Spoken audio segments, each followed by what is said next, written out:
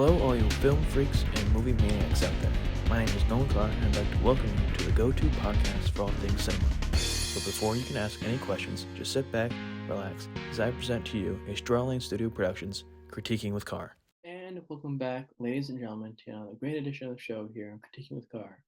As always, if you enjoy great episodes such as this one, do us a favor by subscribing on YouTube, following the audio platforms, clicking that thumbs up or like button so you can tell us you enjoy these episodes, and post notifications so you can stay up to date when episodes release. Also, if you want other ways to stay up to date with the show, do us a favor by following us on Instagram at Critique with Carr. I say all that because on this week's great edition of the show, we are here to talk about my Volume 4 of favorite films to watch so far for the show. And with that being said, let's begin.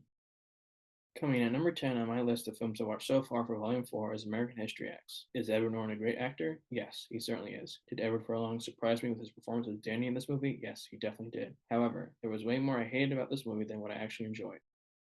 Coming in at number 9 on my list of films I watched so far for Volume 4 was The Pianist. In my opinion, this movie does a much better job of showcasing the Holocaust and the takeover of Nazi Germany than Schindler's List or Life is Beautiful. I actually liked how they showed this time of history from a perspective of the citizens during the war rather than from the death camp perspective. Although Adrian Brody did a nice job from an acting perspective, most of the other actors like him were pretty unforgettable and couldn't make me connect with them or their role, for the most part, as the reviewer.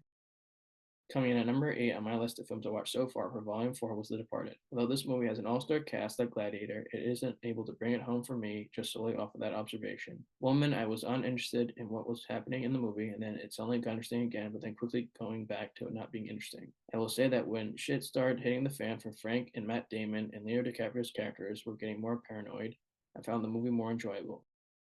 Coming in at number 7 on my list of films I watched so far for Volume 4 was Psycho. Though the acting and the set design for this movie isn't bad given the year that this movie was filmed and with the type of equipment they had to work with, this movie was another interesting viewing experience. It didn't get interesting until Marion actually gets to the Bates Motel and then gets killed by Norman Bates. Coming in at number 6 on my list of films I watched for Volume 4 was Leon the Professional. Here's a movie that left me unfortunately unsatisfied with how it ended up. Jean Reno did a great job as a lead, Natalie Portman wasn't all that bad when her first roles ever, Danny Aiello and Gary Oldman were a little less than okay, but the film was meh. I liked the aesthetic and smoothness of the plot progression, but I was always wanting something more. Each time I felt that they were building up for something big, I felt it fell a little flat and made me ask myself, okay, now what? Coming in at number 5 on my list for films I watched for Volume 4 was The Gladiator. This is a movie, in my opinion, that surprised me in a negative way, to be honest with you. Here's a movie that has one of the most legendary and classic memes in cinematic history uttered by an actor that's held in the upper echelon of film list, has a great cast, but isn't something that brought it completely home for me. I thought that Richard Harris should have been in the movie more given his on-screen death. I thought that the death was too soon in the movie. I thought that Maximus being imprisoned to moving all the way to fighting Commodus dragged on a bit too much, particularly his training at the beginning of the journey with Proximo and his men. Coming in at number 4 on my list of films I watched for Volume 4 was Parasite. Although the second half of the film has a much more undesired, slower pacing than the first half of the movie, there's much more to enjoy than not to like. The acting/characters of the Kim family were top tier. The father was my favorite character in the movie. Surprisingly enough, the teenagers who were playing the kids of the Kims and Parks did a great job with their performances and making the viewers believe them as well. I really enjoyed the plot point of Kevin going from really wanting to help the family and making money from teaching her English, then becoming a mastermind criminal with the rest of the family getting jobs after finding the other help. I also thought the ending was really interesting and made you wish that a sequel was going to be happening sometime in the future. At number 3 on my list of films I watched so far for Volume 4 was Spirited Away. This is a movie that was an interesting one for me. Though I didn't completely fall in love with it at any point of viewing or by the end of watching it, it certainly got more interesting after Chihiro's parents got turned into pigs. I also thought that the sequence where they operate the bathhouse for the ghosts and spirits, particularly the polluted river spirit, was pretty interesting and entertaining. Also, I thought that the animation was pretty good and the main character wasn't annoying for too long.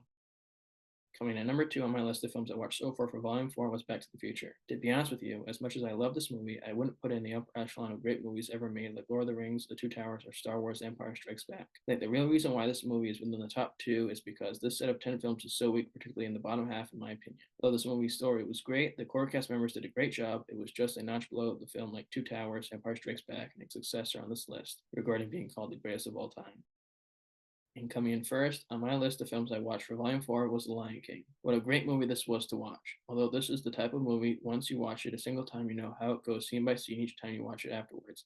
It doesn't detract from the viewing experience due to so many great aspects of the film. From the all-star voice cast, platinum tier soundtrack championed by Elton John, Hans Zimmer, and Tim Rice, and the great color schemes, this movie was phenomenal from start to finish. The beautiful thing about Disney animated movies is that, for the most part, these films have great cast selections, great music, and they all move at a great pace, which makes you not hate it and keeps you invested the whole time. This movie, along with Beauty and the Beast, are the reasons why Disney turned into a juggernaut in the 90s and why it rightfully deserves to be my favorite I've seen so far on this set of 10 movies. Now, that being said, my film freaks and cinephiles, after you leave down below your review of this episode and your thoughts and feelings on my top 10 list for these set of films, do us a favor by subscribing on YouTube, following on the audio platforms, clicking on thumbs up or like buttons. You can tell us you enjoy these episodes, turning on post notifications so you can stay up to date when episodes release, as well as clicking at share out so you can continue to grow the podcast with all your friends and family. Also, if you want other ways to stay up to date with this podcast and tune into great episodes like this one, do us a favor by following us on Instagram at Critiquing with Carr. Now, with that being said, my film freaks and cinephiles, happy viewing and take care.